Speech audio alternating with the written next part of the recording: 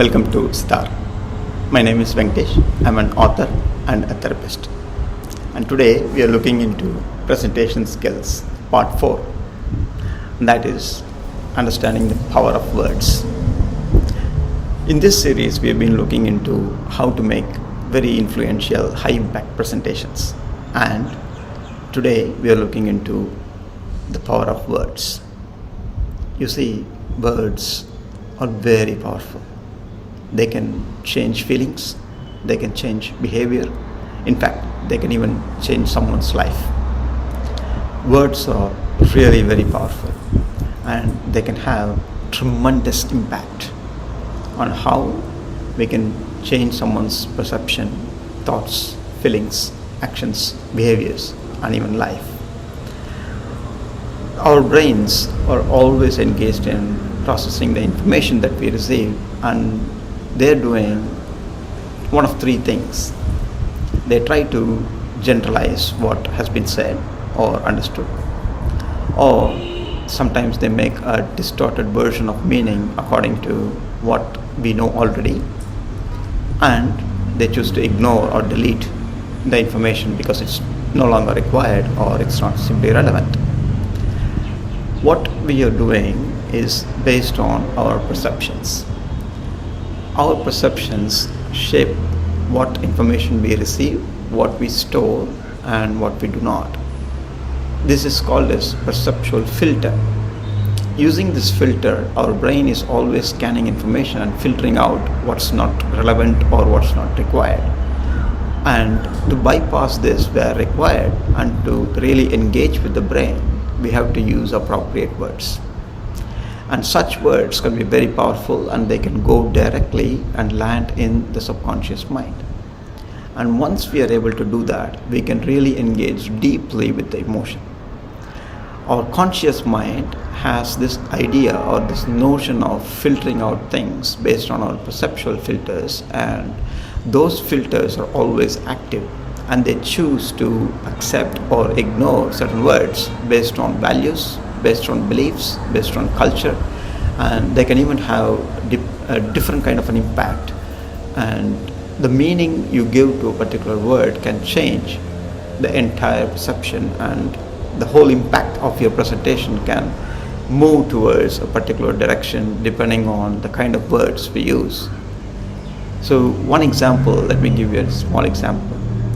If you choose to talk about mindfulness, then we are talking about the mind, we are talking about the brain, and it's generally a very, very suitable topic for someone who is really wanting to understand all about mind.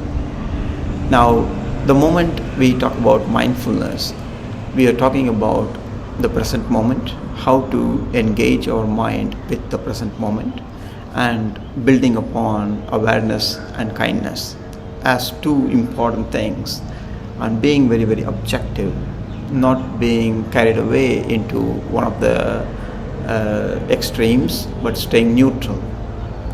So what mindfulness is helping us is staying calm, staying cool and composed, and being objective, being like an observer, having an observer mindset, and really living in the present moment, not being carried away into the past or not being carried away into the future.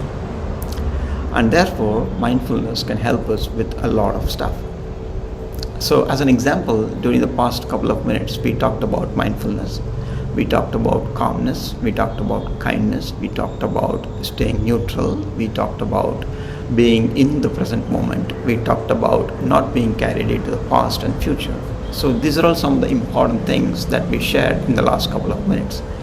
Now, if you will want to expand upon mindfulness and then talk about the benefits of mindfulness, then we are using more and more positive stuff and positive words. Now, a way to reinforce a topic, a way to reinforce a particular point is to repeat, but not repeat in such a way that it comes across as too much of repetition and on the face, but rather in a very subtle way and paraphrasing where required. However, another way to engage with the mind is to use compare and contrast. And a very quick way to talk about this, talk about the things which can easily land in the brain is by using contrast. We can compare, we can also contrast. Now, for example, words like freedom can have a very powerful meaning. We can also use a word of choice. When you have a lot of choice, then naturally you have a sort of the feeling of freedom, and therefore you have the ability to choose between different options. So when you're exercising choices, when you're exercising your freedom, that's kind of a very nice lifestyle. Now, however, if we are going to use more and more words like freedom and choice, a very important thing to understand here is who is the audience and what is the meaning they give to those words. Because words are ours, but meaning is theirs. Audience have their own way of making meaning out of what's being said. And therefore, when using words like freedom and choice, we have to be really very careful in what kind of meaning do we say and clearly explain and articulate those things. Another important thing is using words that pertain to feelings rather than just cognitive patterns. One example is talking about the feeling of joy, feeling of love, feeling of kindness, feeling of satisfaction, bliss. And on the other side, what we can also do is to engage with emotions in a very positive way and help people understand that it is easy to work with energy and enthusiasm in a nice way. And instead of using words like anger, for example, which is kind of conveying a negative tone, what we can say is use words like contentment, use words like satisfaction, use words like being very happy and being very satisfied and living in kind of a state of bliss. That is emphasizing more on the positive side rather than saying do not be angry or do not be jealous or do not have envy.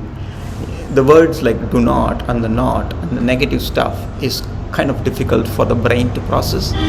So instead of saying what not to do, we can say what to do. That's even more easier and lands nicely with the brain.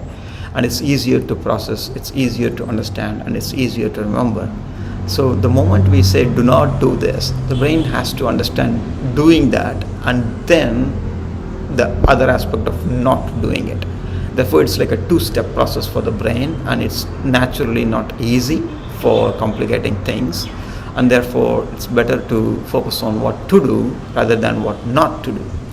So those are all some examples of using positive words and using repetition, paraphrasing, and generally using an optimistic, positive tone, which lands well.